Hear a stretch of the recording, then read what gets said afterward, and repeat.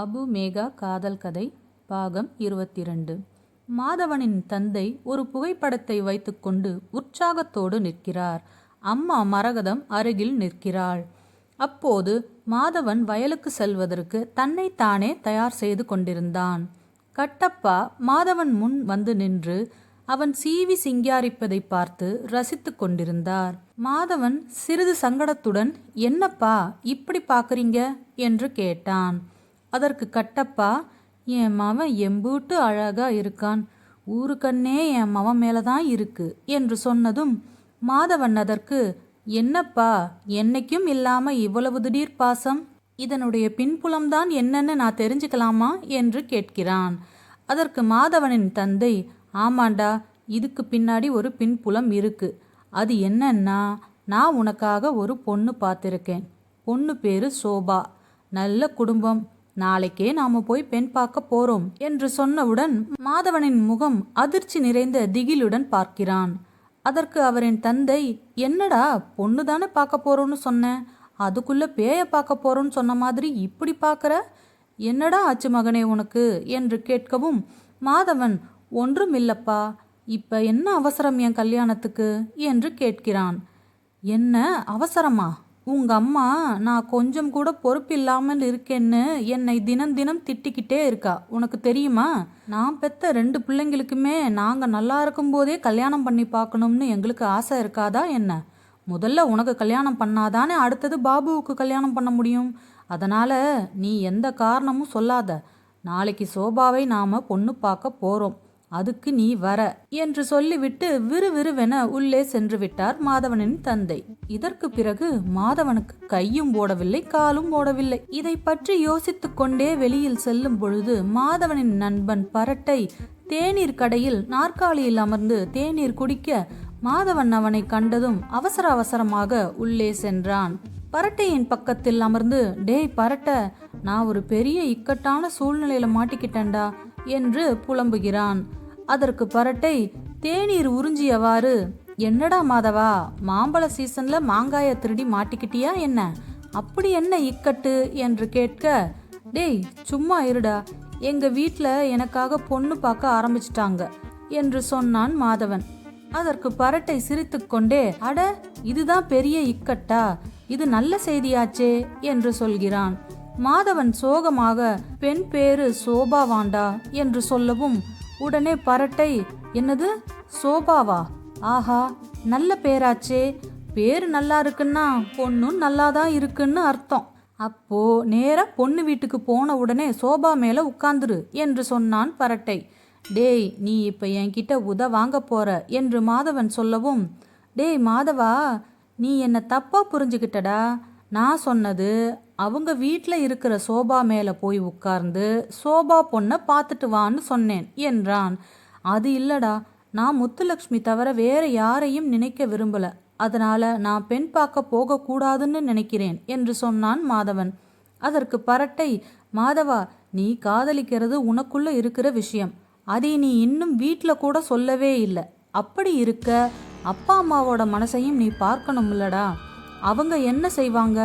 அவங்க அவங்களோட கடமையைத்தானே செய்கிறாங்க. அதனால நீ போய் பெண்ணை பார்த்துட்டு வா என்று அறிவுறுத்துகிறான் பரட்டை. அது இல்லடா, நான் முத்துலட்சுமி கிட்ட இந்த விஷயத்தை பற்றி பேசலாம்னு இருக்கேன், இல்லைன்னா நிலைமை கைமீறி போயிடும்னு நினைக்கிறேன். எனக்கு தெரியும் முத்துலட்சுமி என்னை கண்டிப்பாக விரும்புகிறாள் என்று சொல்லவும், நீ சொல்றது உண்மைதான்டா, ஆனால் யோசிச்சு பாரு, திடீர்னு நீ ஒரு பொண்ணை பிடிச்சிருக்குன்னு போய் உங்கள் வீட்டில் நீ சொன்னா உன் அப்பா அம்மாவோட மனசு என்ன ஆகும்? அத்தனை தூரம் போய் சோபா வீட்டில் பேசி அவங்க ஆசையாக இருக்கிற அந்த நேரத்தில் நீ எடுத்த எடுப்புலேயே மறுத்தின்னா அது எவ்வளவு பெரிய அவமானம்னு உனக்கு தெரியுமா? அதனால் நீ யாருக்கிட்டையும் இதை பற்றி பேச வேணாம். நீ நேராக சோபா வீட்டுக்கு போய் பொண்ணை பார்த்துட்டு வா, பிறகு எதா இருந்தாலும் பேசிக்கலாம் என்று சொல்கிறான். பிறகு மாதவன் சிறிது நேரம் யோசித்துவிட்டு, ஆமாம் பரட்ட, நீ சொல்றதும் சரிதான், எங்க அப்பா ரொம்ப வருத்தப்படுவார்டா என்றதும் அதற்கு பரட்டை, அதனால் தான் சொல்கிறேன், நீ போய் முதல்ல பார்த்துட்டு வா, அவங்க மனசும் ஆறுதல் அடையும், உனக்கும் நீ உன் கடமையை செய்ததா திருப்தி இருக்கும் என்று சொன்னான். சரிடா, பெண் பார்த்துட்டு வந்ததுக்கு அப்புறம் என்ன பண்றது என்று கேட்கவும், அப்புறம் என்ன, பார்த்துட்டு வீட்டுக்கு வந்ததும் சோபா நாற்காலி எல்லாம் எனக்கு சரியா வராது, என் வாழ்க்கைக்கு முத்துலட்சுமி தான் சரியா வருவா என்று மெதுவா மாத்தி சொல்லிடு. இல்லன்னா சோபாவுக்கு ஒரு போன் பண்ணி விஷயத்தை சொல்லி இந்த திருமணத்தை நிறுத்திவிடு, அவ்வளவுதான் என்றான் கூலாக. அப்படியா, சரிடா, நீ சொல்ற மாதிரியே நான் முதல்ல போய் பார்த்துட்டு வந்துடுறேன். ஆனா என்னோட விஷயத்தை பத்தி நீ யாருக்கிட்டையும் சொல்லிடாத என்று அறிவுறுத்துகிறான் மாதவன். அதற்கு பரட்டை சிரித்து கொண்டே, நீ பெரிய ஆளு மச்சான், சரி நீ போய் பார்த்துட்டு வா. ஆனா ஒண்ணு, சோபா பார்க்க ரொம்ப அழகா இருந்தா அப்புறம் முத்துலட்சுமிய மறந்துட்டு சோபாவை கரம் பிடிச்சிட்டேன்னு வந்து நிக்க கூடாது என்று கேலி செய்தான். அதற்கு மாதவன், போடா, அப்படியெல்லாம் ஒன்றும் நடக்காது என்று சொல்லிக்கொண்டு எழுந்து புறப்பட தயாரானான். அப்பொழுது பரட்டை, எங்க உடனே கிளம்பிட்ட? எவ்வளவு பெரிய ஐடியாவை என் மூளைய கசக்கி புழிஞ்சு உனக்காக சொல்லியிருக்கேன், நீ பாட்டுக்கு எதுவும் கொடுக்காம போனின்னா அதுக்கு என்ன அர்த்தம் என்று கேட்டவுடன், இப்ப என்னடா பண்ணணும் அதுக்கு என்றான் மாதவன். நான் குடிச்ச தேநீருக்கும் தின்ன வடைக்கும் காசு கொடுத்துட்டு போ, அது போதும் என்று சொல்லிவிட்டு மின்னல் வேகத்தில் கிளம்பிவிட்டான் பரட்டை. வயல் வேலைகளை முடித்துவிட்டு இரவு இல்லத்திற்கு வந்ததும் தன் சகோதரர் பாபுவிற்கு தொலைபேசி அழைப்பு விடுக்கிறான். என்னடா பாபு, எங்க இருக்க, எப்படி இருக்க? தீபாவளி முடிஞ்சு ஊருக்கு போனவன் நீ, ஒரு போன் இல்ல எதுவும் இல்ல என்றதும், அப்படியெல்லாம் ஒன்றும் இல்லைண்ண, நான் சென்னையில தான் இருக்கேன், நீ எப்படி இருக்கண்ண என்று கேட்டான் பாபு. நான் நல்லா இருக்கேன்டா, உன்கிட்ட ஒரு முக்கியமான விஷயம் பேசணும் என்றான் மாதவன். அதற்கு பாபு, என்ன, நான் சொல்லணும்னு நினைக்கிறதெல்லாம் அண்ணன் சொல்றாரு என்று தனக்கு நடந்ததை எண்ணிக்கொண்டு அமைதியாக நின்றான். பிறகு சொல்லுங்க அண்ணா என்று கேட்கிறான். டேய், அப்பா எனக்காக பொண்ணு பார்த்துருக்காங்கடா, எனக்கு கொஞ்சம் கூட விருப்பமே இல்லை என்கிறான் மாதவன். என்ன, நான் போன வாட்டி போன் பண்ணும் பொழுது நீ தானே சொன்ன என்னைய வச்சு அப்பா அம்மா ரொமான்ஸ் பண்ணுறாங்க, எனக்கு ஒரு கல்யாணத்தை பண்ணி வைக்க மாட்டேங்கிறாங்கன்னு, இப்போ என்ன இப்படி சொல்கிற? பெண் பார்க்கறது நல்ல விஷயம்தானே, சட்டுப்புட்டுன்னு கல்யாணத்தை பண்ணு, அப்புறம் பொண்ணு கிடைக்கிறது ரொம்ப கஷ்டமாயிடும் பார்த்துக்கோ என்றான் பாபு. அதற்கு மாதவன் மனதிற்குள், ஐயையோ, நம்ம பேசின வசனம் நமக்கே இப்போ ஆப்பாயிடுச்சே, இவங்கிட்ட நான் என்னத்தை சொல்லி புரிய வைப்பேன் என்று யோசிக்கிறான். சற்று அமைதி காத்ததும் பாபு, அண்ணா லைன்ல இருக்கியா இல்லையா என்று கேட்கிறான். இருக்கேன் இருக்கேன் என்று சொல்லி, சரி பாபு, நீ ஊருக்கு வந்துவிட்டு போக முடியுமா என்று கேட்கிறான். அதற்கு பாபு, இல்லைண்ணா, நான் இப்பத்தான் தீபாவளிக்காக லீவ் போட்டுட்டு வந்தேன், மறுபடியும் என்னால் விடுப்பு எடுக்க முடியாது, அது மட்டும் இல்லை, நானே 10 நாளாக அலுவலகம் போகாம இப்பத்தான் அலுவலகம் போக ஆரம்பிச்சிருக்கேன் என்று சொன்னவுடன், என்ன 10 நாளாக அலுவலகம் போகலையா, ஏன், என்ன ஆச்சு என்று கேட்கிறான் மாதவன். அதற்கு பாபு, இல்லைண்ணா, வீட்டில் எனக்கு ஒரு சின்ன பிரச்சனை ஆயிடுச்சு, வீட்டுக்குள்ள கயவன் புகுந்துட்டான் என்று தனக்கு நடந்தவற்றை விரிவாக கூறத் தொடங்கினான் பாபு. இதை கேட்டதும் அதிர்ச்சி அடைந்தான் மாதவன். ஏண்டா, நீ என்ன யாரும் இல்லாத அனாதையா? இவ்வளவு விஷயம் நடந்திருக்கு, எங்களுக்கு ஒரு வார்த்தை சொல்லணும்னு உனக்கு தோணலையா என்ன என திட்ட ஆரம்பித்தான் மாதவன். நாங்கள் முதல்ல உன்னை பார்க்க வரணும், நான் இப்பவே இதை பற்றி வீட்டில் பேசிட்டு உன்னைய பார்க்கறதுக்கு நான் நிச்சயம் வருவோம் என்று சொல்லவும், அதற்கு பாபு, வேண்டாமண்ணா, அம்மா அப்பாவிடம் சொல்ல வேண்டாம், அவர்கள் பயந்து விடுவார்கள் என்று சொல்கிறான். அதற்கு மாதவன், அதை நான் பார்த்து கொள்கிறேன், நீர் சற்று அமைதியாக இரு என்று சொல்லவும், உன்னை நேரில் ஒரு முறை பார்க்காமல் எங்களால் நிம்மதியாக இருக்க முடியாது என்றான் மாதவன். நீ கவலை கொள்ளாதே, விரைவில் நாங்கள் சென்னை வருவோம் என்று சொல்லிவிட்டு இணைப்பை துண்டிக்கிறான் மாதவன். சில வினாடிகள் அமைதியாக இருந்து கொண்டு பாபு ஆழமாக மூச்சு விடுகிறான். ஏதோ ஒரு பெரிய மனபாரத்தை இறக்கி வைத்தது போல் ஓர் உணர்வு ஏற்பட்டது. மாதவன் கண்ணில் அந்த கயவனை நினைத்து கோபமும் மறுபுறம் பாபுவை நினைத்து துக்கமும் இருந்தது. மாதவன் நேராக அடுப்பங்கரைக்கு சென்றான். அங்கு அவள் தாய் இரவு உணவுக்காக ஏற்பாடு செய்து கொண்டிருந்தார். அம்மா என்று அழைத்தவன், என்னடா, அதுக்குள்ள உனக்கு பசி எடுத்து விட்டதா என்ன? இன்னும் சற்று நேரத்தில் உணவு தயாராகிவிடும் என்று சொன்னாள் மரகதம். தன் தாயிடம் இதை எப்படி சொல்வது என்று தெரியாமல் விழி பிதுங்கி நின்று கொண்டிருந்தான் மாதவன். எப்படியோ ஒரு வழியாக தயங்கி தயங்கி பாபுவிற்கு நடந்தவற்றை தன் தாயிடம் கூற, ஐயோ பாபு என்று அதிர்ச்சியில் மூழ்கினாள் மரகதம். இச்சத்தத்தை கேட்டு மாதவனின் தந்தை கட்டப்பா சமையலறைக்குள் வந்தார்.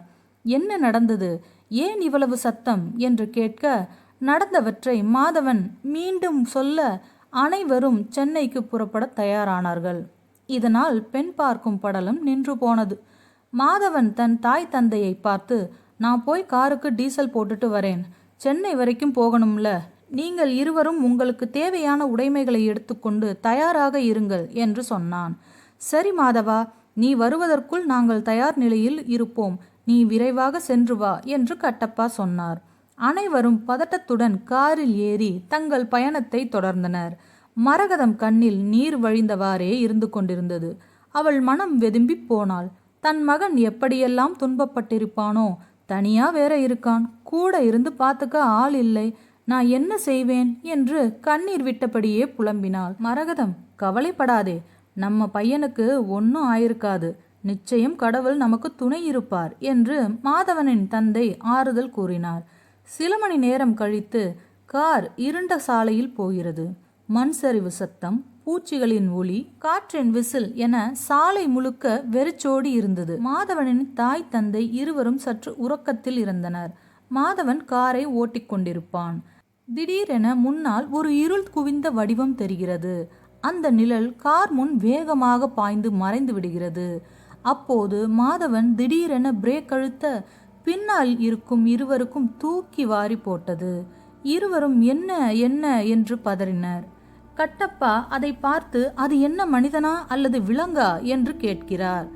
மாதவன் ஜன்னல் வழியாக பார்க்க, இல்லப்பா, அது ஏதோ மரக்கிளை என்று நினைக்கிறேன் என்று சொல்லிவிட்டு காரை மெதுவாக நகர்த்தினான். வானம் கருங்கூழாங்கற்களால் மூடப்பட்டது போல் இருந்தது. சாலையில் எவரும் இல்லை. அப்போது திடீரென்று கார் நின்று விட்டது. மாதவனுக்கு ஒன்றும் புரியவில்லை.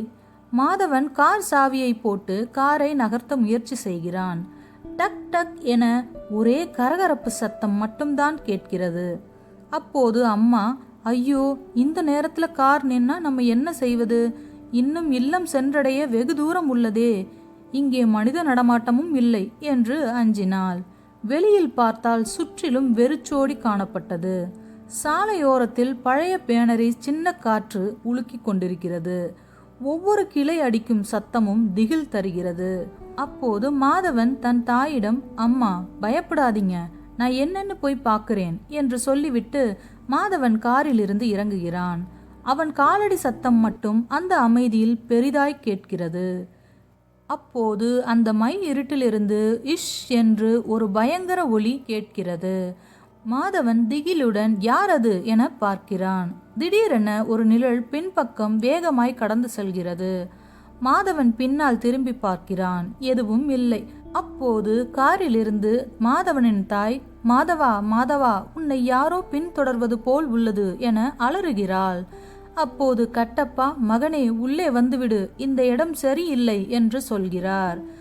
மாதவன் காருக்குள் ஓடிவிடுகிறான். அந்த நேரம் சாலையில் உள்ள பூங்கொத்தின் விளக்குகள் திடீரென்று ஒன்றன் பின் ஒன்றாக அணைந்து விடுகிறது. ஐயோ, சுடுகாடு மாதிரி இல்ல இருட்டா இருக்கு என்று அச்சப்படுகிறாள் மரகதம். மாதிரியெல்லாம் இல்லம்மா, சுடுகாடே தான், சற்று திரும்பி பாருங்கள் என்று சொல்கிறான் மாதவன். ஆம், வாகனம் நின்று போன இடம் சுடுகாட்டின் மிக அருகில்தான். இப்படி சொல்லி கொண்டிருக்கும் போதே காரின் மேல் பக்கம் தடார் என ஏதோ மோதி விழும் சத்தம் கேட்கிறது. ஐயோ, யாரோ மேலே ஏறிட்டாங்களா என்ன என கூச்சலிடுகிறாள் மரகதம். அதற்கு கட்டப்பா, அமைதியா இரு மரகதம், மாதவா கதவை பூட்டு என்கிறார். மாதவன் உடனே காரின் கதவை பூட்டுகிறான். அனைவரும் நடுங்கித்தான் போனார்கள். தொலைவில் திடீரென ஒரு வாகன ஒலி. கார் நெருங்குகிறது. ஹாரன் சத்தம் அடிக்கிறது. அதை பார்த்து மரகதம், யார் அது, ஏதும் உதவி கிடைக்குமா என்று யோசிக்கிறாள். கார் நின்று கதவு திறக்கிறது. வெளியே இறங்குவது பாபு. பாபு அனைவரையும் பார்த்து, அண்ணா, அம்மா, நான் தான் என்கிறான். பாபுவை பார்த்த அதிர்ச்சியிலும் மகிழ்ச்சியிலும், அட நம்ம பாபு, எப்படிடா இருக்க, இந்த நேரத்துல சரியா நீ எப்படி இங்க வந்த என்று கேட்டான் மாதவன். நீங்க எல்லாரும் ஊருக்கு வரேன்னு சொன்னதும் எனக்கு தூக்கமே வரல, அதான் நான் கார் எடுத்துட்டு வெளியே வந்தேன். சாலையோரம் உங்க காரை பார்த்தேன், அதனால ஓடி வந்தேன் என்றான். அப்போது மரகதம் பாபுவை பார்த்து, அதற்காக இந்த இரவில் நீ தனியா வரணுமா என்று அழுது கொண்டு அவனை அணைக்கிறாள். மாதவன் பாபுவை பார்த்து, இங்கு நடக்கிறது எல்லாம் ரொம்ப விசித்திரமா இருக்கு பாபு, யாரோ நம்மை பின் தொடர்வது போல் உள்ளது. ஏதேதோ சத்தம் கேட்கிறது என்று தனக்கு நடந்த அனுபவத்தை சொல்கிறான். அப்போது பாபு சுற்றி பார்த்துவிட்டு, அண்ணா, நீங்கள் இருக்கும் இடம் சுடுகாடு. அது மட்டுமல்ல, இந்த பகுதியில் கயவர்கள் அதிகம் நடமாடும் இடமாகும். அதனால் நீங்கள் நிழலில் யாரோ ஒருவரை பார்த்து அச்சப்பட்டிருக்கலாம். இங்கே வெகு நேரம் நிற்பது அவ்வளவு பாதுகாப்பானதும் அல்ல என்று சொன்னதும், அப்படின்னா நாம இங்கே ஒரு நிமிஷம் கூட இருக்கக்கூடாது, வாங்க சீக்கிரம் போய்விடலாம் என்கிறார் கட்டப்பா. சரி, இந்த காரை இங்கே விட்டுடுங்க, எனக்கு தெரிஞ்ச ஒரு மெக்கானிக் இருக்காரு, அவர்கிட்ட சொன்னா அவர் வந்து எடுத்துட்டு போயிடுவாரு, பிறகு நாம போய் கார் எடுத்துக்கொள்ளலாம் என்று சொன்னதும் பாபு வந்த காரில் அனைவரும் ஏறுகிறார்கள். இரவு சாலை வழியாக கார் நிதானமாக நகர்கிறது. கடந்த திகில் மெதுவாக குறைகிறது. குடும்பம் ஒன்றிணைந்து கிடைத்த நிம்மதியுடன் அனைவரும் பாபு இல்லத்திற்கு சென்றனர். இந்த காணொளி தங்களுக்கு பிடித்திருந்தால் லைக் செய்து சப்ஸ்கிரைப் செய்து கொள்ளுங்கள். உங்கள் கருத்துக்களை கருத்து பெட்டியில் பதிவிடுங்கள். இக்கதையின் தொடர்ச்சியை அடுத்தடுத்த காணொளியில் காண்போம். நன்றி.